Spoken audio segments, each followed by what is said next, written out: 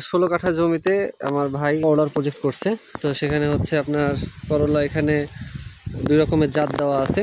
এবং ভাই এখানে কতখানি জায়গা? এখানে জায়গা হলো 16 কাঠা।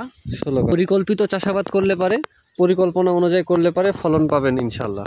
এই যে দেখতে পাচ্ছেন এখানে মোটামুটি জায়গা হচ্ছে 16 কাঠা। 16 কাঠা জায়গা থেকে কতটুকু তুলছে ভাই? কতটুকু তুলছেন?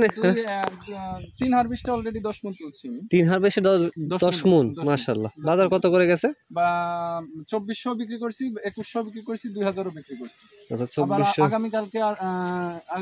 আগামীকালকে আবার হারভেস্ট করব। মানে 2000 টাকা করে বিক্রি করে, 2000 এর নিচে আমি বিক্রি করি না। 2000 করে বিক্রি করলে 10 মণে হচ্ছে 20000। এখানে কত টাকা খরচ করছেন? 10 কাঠা, আমার 16 কাঠা 27000 টাকা খরচ হয়েছে। 27000 এ 20000 টাকা উঠছে। কতদিন বয়স হলো? গাছের বয়স 45 দিন। 45 দিন। 45 দিনে হচ্ছে তার 27000 টাকা খরচ এই প্রজেক্টে। 27000 টাকার মধ্যে 20000 টাকা অলরেডি উঠে আসছে 3 হারভেস্টে 45 দিন বয়সে। তো এরকম আর কি পরিকল্পিতভাবে চাষাবাদ করে আরো পর্যাপ্ত ফল আছে। নিয়ামত এখানে দেখতে পাচ্ছেন। এখানে হচ্ছে করলা, মানে প্রত্যেকটা গিটে গিটে কোনো গিট বাকি নাই, মানে প্রতিটা গিটেই হচ্ছে ফল আছে ইনশাল্লাহ। খুব ভালোভাবে সেট হয়েছে। আসলে হচ্ছে আমরা যারা বলি যে আধুনিক কৃষিকাজ করব, আধুনিক কৃষিকাজ, আসলে আধুনিক কৃষিকাজটা ভাই আপনার বুঝতে কতদিন সময় লাগছে? 2-3 মাস। 2-3 মাস। প্রথমে আমি বুঝি নাই, কারণ আমি আর এই সম্পর্কে কোনো অভিজ্ঞতা ছিল না। তারপরে আস্তে আস্তে যখন আসলে এটা ভয়ের কিছু নাই, চেষ্টা করলে সবকিছু সম্ভব।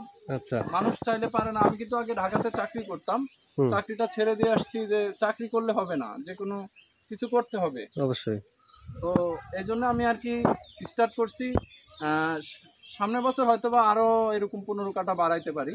আচ্ছা, চিন্তা ভাবনা আছে আমি 1.5 বিঘা আর কি, 1.5 থেকে 2 বিঘা আর কি করলাই করবো। 1.5 থেকে 2 বিঘা করলাই ইনশাআল্লাহ।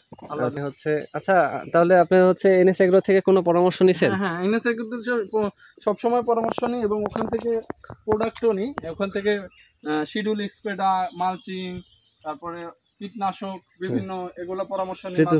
সমস্যা হলে আপনি এই চাষাবাদটা কিভাবে শিখলেন?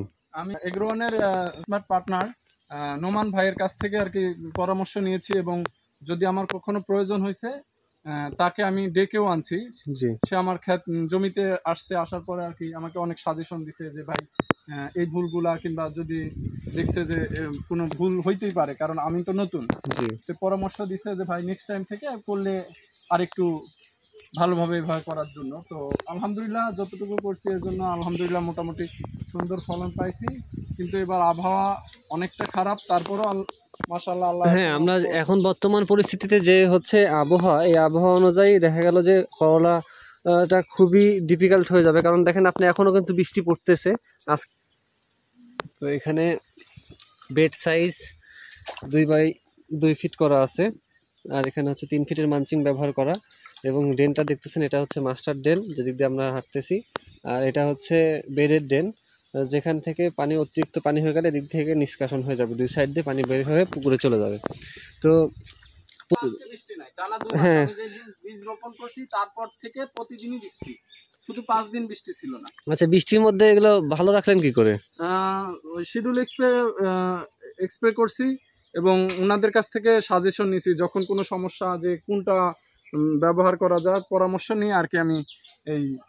তো ভাই আমাদের পরামর্শ নিয়ে আলহামদুলিল্লাহ খুব ভালো একটা প্রজেক্ট হচ্ছে দাঁড় করিয়েছে এখানে।